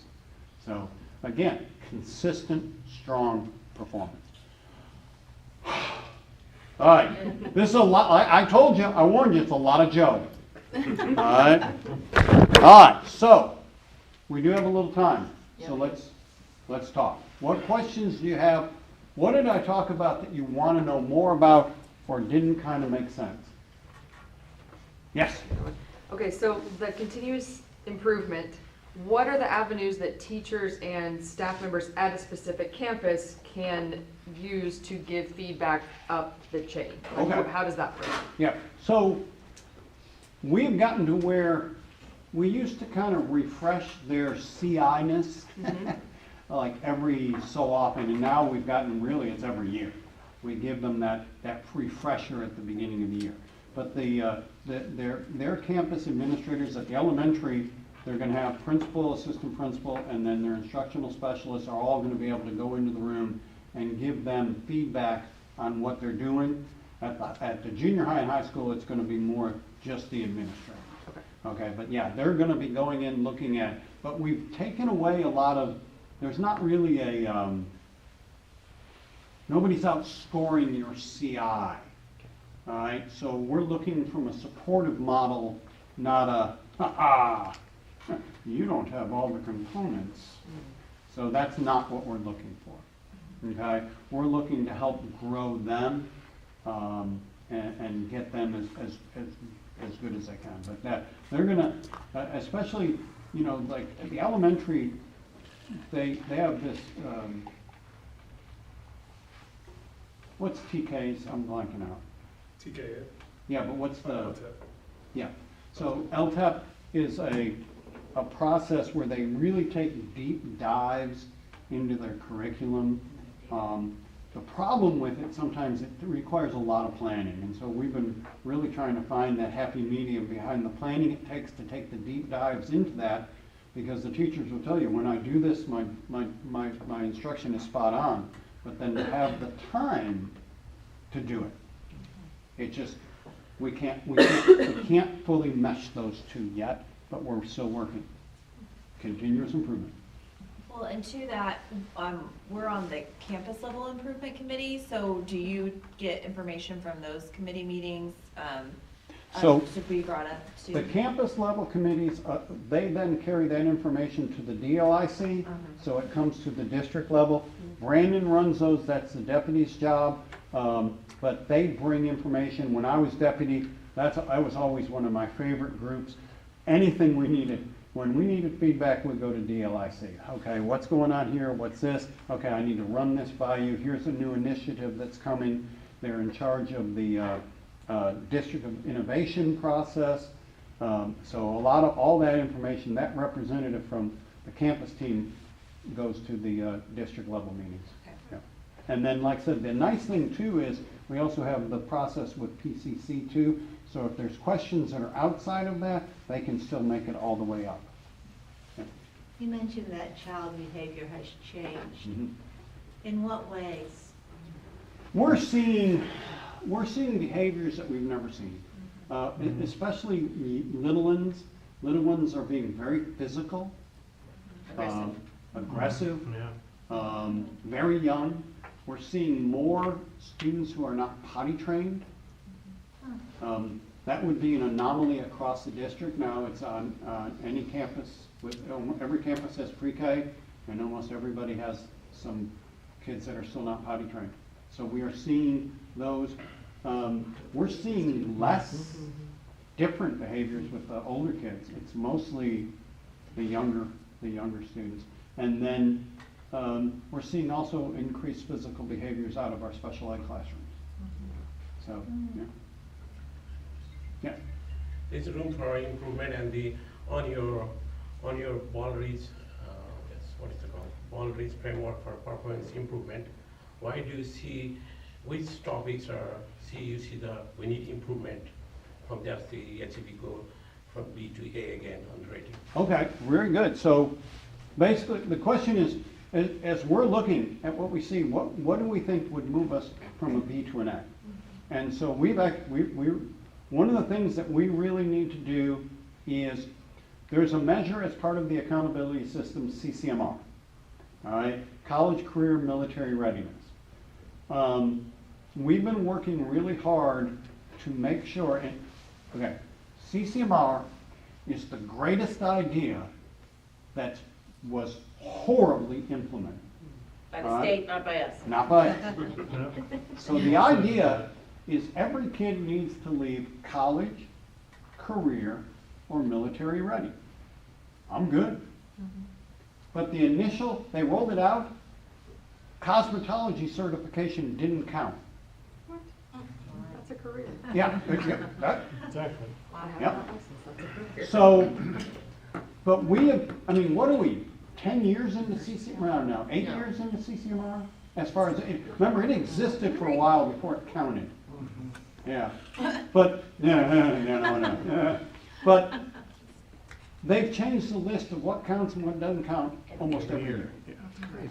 So we have no consistency. The pathway to get your check mark, every person is one check mark, no matter how many check marks. I could get 20 check marks, I'm one check mark.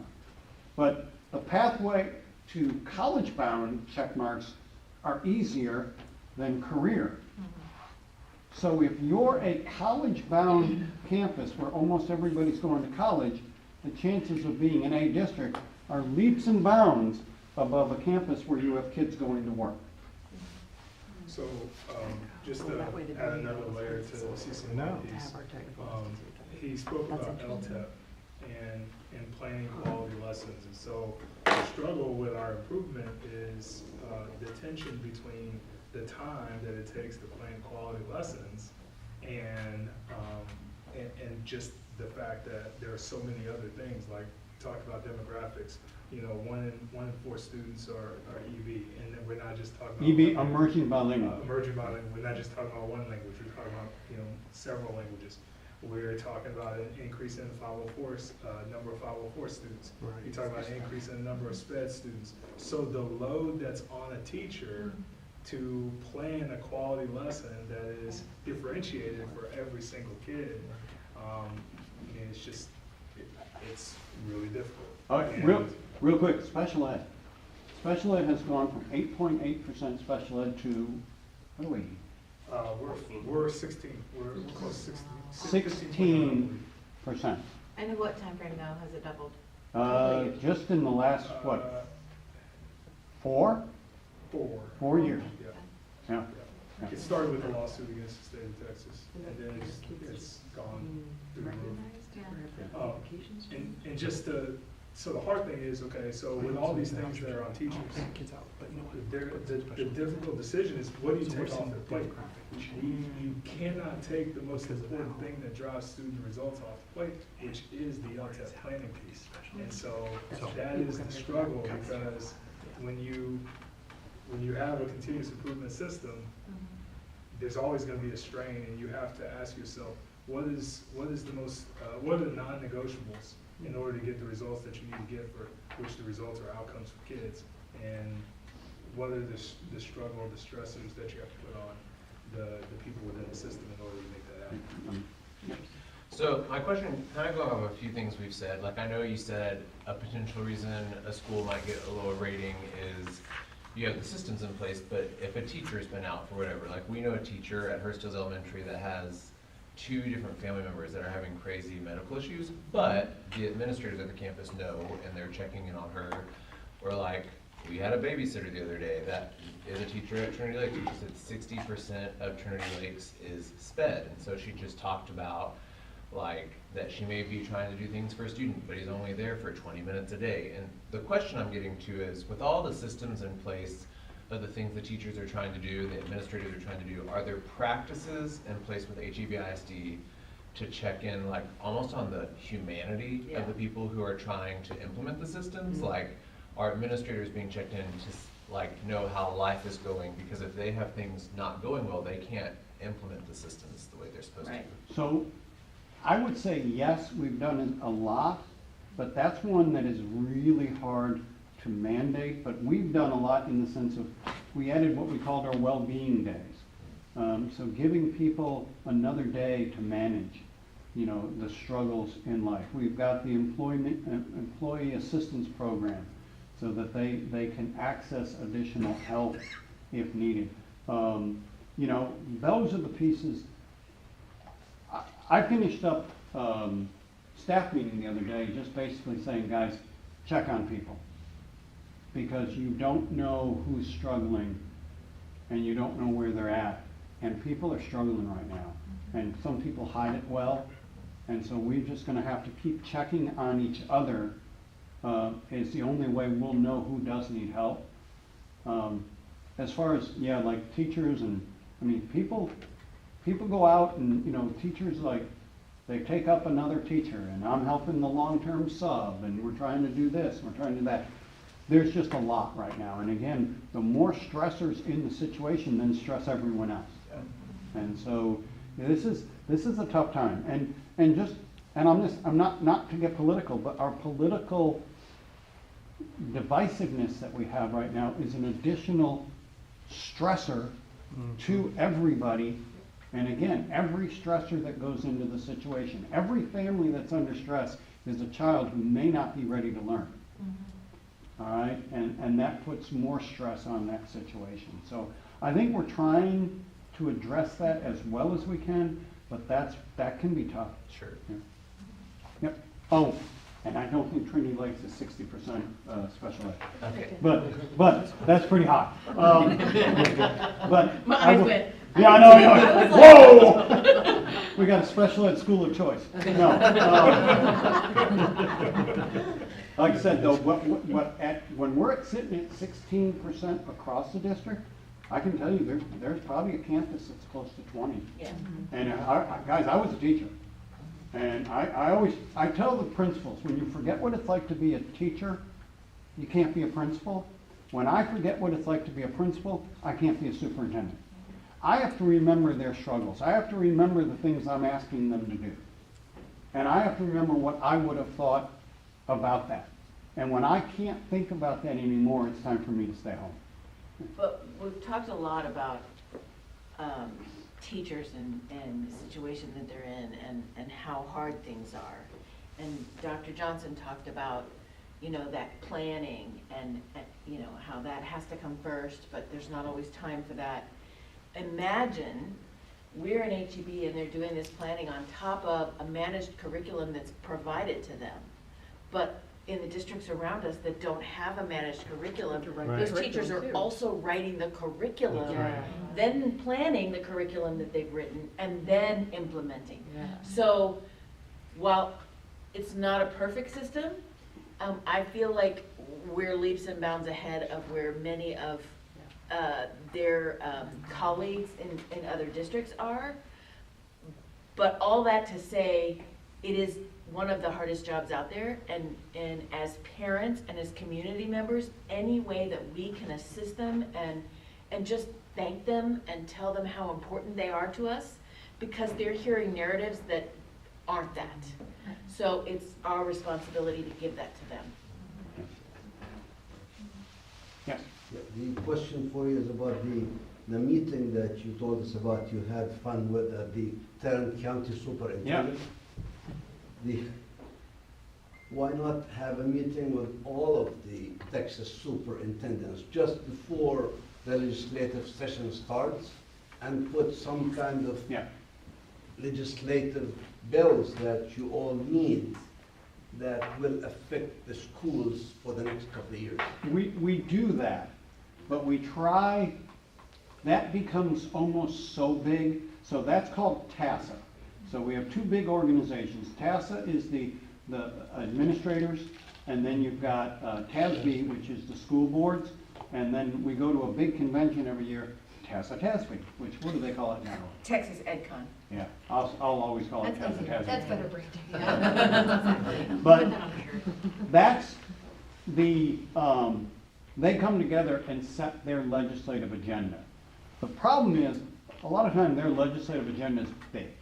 Yeah. All right, and it will have a lot of stuff. That's why we wanted to get together and say, here in Tarrant County, we're gonna push these two pieces of the bigger legislative agenda. But they're gonna advocate for public schools. And that's one of the pieces that you're hearing people talk about, is trying to not allow that. And that's the thing, I mean, guys, there was They call it taxpayer-funded lobbying. Because school districts are funded through taxes. If we join an association like the Texas Association of School Boards, and the Texas Association of School Boards, one of its main purposes is to advocate for public education, and there is a governmental relations team of lobbyists that are working on that legislative agenda that we've put together statewide so that we're all asking for the same thing. Now, the legislature has said, no, we don't want you to do that because the taxpayers pay your bills. So we don't want you to be able to come in here and tell us what you want. But here's the piece, is we only have so much time to advocate.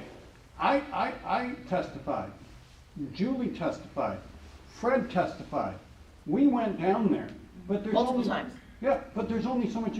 There was a time, well, where districts literally had apartments in Austin so that they could have somebody down there the entire time during the session. I got a district right here I need to run. Okay? I can't be in Austin more than I'm here. All right? And that's the piece that we do need people advocating for public education. And we need those people trying to make sure that we can't spend time talking about litter boxes when we don't have appropriate funding. Right. When HEB, the #1 most financially efficient district in the state, had to go out for a Vader, are you kidding me? The most effective and efficient with finances in the state, and we had to go out for a Vader because the money was not there. And then, I'm sorry, the whole thing about, the locals are trying to raise your taxes. Well, that's because we didn't get the money from the state who has the money. Yeah. And that's the only mechanism we have for revenue. Yeah. Well, that's the other thing. Bonds. Only mechanism to build buildings is bond. Period. There is no other. When someone goes out for a bond, it means it's time to build. You don't need to be thinking about whether or not you want the money spent. It's about whether or not you want the building, because the state's not giving you money to build buildings. The state created the system. You know who created the ability to go out for a bond? The state. That's why we have bonds. And there is no other mechanism, and yet you'll hear rhetoric about, oh yeah, these schools are going out for the bond. Listen, and here's the other thing. If you don't like Allen's football stadium, you know who does like it? The people in Allen who voted for it. They want it. Take their stadium away. You'll see an armed militia. So the state's collecting all this money, school tax. Mm-hmm. Where's it going? Well, we collect the local tax. But here's the deal. That's the other piece people don't understand. We are formula funded. We're going to get what we're going to get, and that's where you get into the whole Robin Hood. So we collect all our taxes. I had somebody telling me the other day, he goes, well, my taxes keep going up. You must be flush with money. And I'm like, guys, when we collect every bit of school tax in HEB, it's about 55% of our total funding. So but we don't get 1 penny more or 1 penny less. The formula is the formula. If we collect it all in taxes, that's great. If we don't collect enough, they send us more. And if we collect too much, grapevine, I gotta send it back. So you get what you get. That's the other thing. Like the Robin Hood schools get real mad because they're sending money to the state. They're getting 100% of what they're supposed to get. We get 100% of what we're supposed to get. They get 100%. If you collect more taxes than what you're supposed to get, you send it back. You don't collect enough taxes, the state sends you money. Legally, it's the school board's responsibility to set the tax rate. But since I've been on the board for 13 years, every year there's a calculation that we have to go through that the state gives us that tells us what our tax rate is. Right. So we're voting to approve it, but we're not setting it. It is what it is. Well, and then somebody will say, well, you could lower it. Aha! But if you don't maximize your tax effort, is that the word? Yes. Then you lose more money. Because the state wants that money. Yeah, so you have no choice but to set the number they have given you. So have you ever had to pay to the state? No, we haven't. I don't, Just a long time ago. long time ago, I think once somebody said we had to pay I something. looked it up. Not long. It could be urban legend. We're not even close, guys. But what's funny is we're considered a Chapter 49 district. So we have to go, Dobie and I have to fill out all these forms. Oh, you're on the cusp. No, we're not. All right. Yep. With the new standardized testing, what does the timeline for that look like, and how do our systems, sorry, this is coming to you. It will be. What do our systems look like to help us prepare for that and evaluate that. Okay, so. With the dirty data among Yeah. 18 different standardized tests over the last several years. So here's the piece, and I'll let Brandon jump in for more specifics. But basically what they agreed on is good for HEB in the sense that it doesn't really change us. We were already using map testing Oh, yeah. so we were already taking 2 measures on the map test before we went to the STAR test. And so we're not anticipating a whole lot of change other than Brandon's got to buy more licenses for more map testing for subjects or grade levels that we weren't map testing. So that means we have to spend more money on something that we were Which- already doing. Which they didn't give us any more money. You know, you hear the unfunded mandate.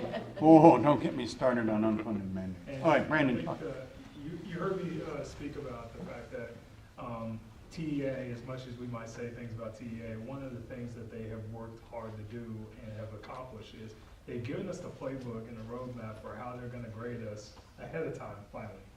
Well, but now, with the through the year start test, that's all obsolete. So we start back over, and they're gonna have to work to do what they've done to give us the roadmap ahead of time so that we see how it impacts us. But we don't know at this point. But as they said, we will have to spend more money on licenses and things like that. Will we take STAR this year? Is this the last year? No, what? We'll continue to. Yeah. Is it? Is it? And so it'll be rebranded. Yeah. Oh. Yeah, and then we're seeing some chart changes in the EOCs also, the end of course exam, so we're working on that also. Do we need to wrap up? Yeah, I mean, we're just about at the end of our time tonight, so I wanted to bring it back to a little bit about from a board perspective, from a board member perspective, so Julie and all the board members, and we're lucky to have Dr. Ballou here tonight, who was here when this whole experiment started, right? So she understands better than any of us. I mean, my understanding from my time on the board is that it has to start in the boardroom and then work its way down to the classroom, because the board members have to be willing to take the heat. Because there's going to be a lot of heat as you try to change the system that entire district's being run under. The board is going to get a lot of heat through that process of people saying, I don't like it, it's not going to work. And you have to be able to resist that pushback. So the board has to really believe in it. So that's why classes like this are so important, because if any of you ever decide to run for board, we want to give you as much opportunity to believe in this, because this is really what, over the last 20 years, has helped keep HEB consistent and helped us moving forward by continuously improving, continuously adapting to all the changes that have happened. Kids today, with all the technology and having gone through pandemic, they're very different kids than the kids that we were teaching 20 years ago, right? So all these systems have to be able to change to adapt to the needs of these new kids so we can keep doing what we need to keep doing. So this system has worked for 20 years because we had a lot of consistency on the board. Dr. Ballou served 26 years on the board, is that right? We have, almost all of our board members are pretty, in terms of normal board service, most of us have exceeded that. The fact that this started with Dr. Muinger, and then his deputy was promoted into the superintendency, and he served for another 10 years, and his deputy was promoted into the superintendency. We always have people, and as a board, that's the first question we have, whether it's of a superintendent candidate or of a principal that we're talking to, is, do you believe in continuous improvement? Because if you don't believe in continuous improvement, you're at the wrong school district. So, when you look at our board operating procedures, first page, we have our theories of action. Number 1 is continuous improvement. And it's spelled out what it is. This board believes in this. This is the way that we're going to run this district.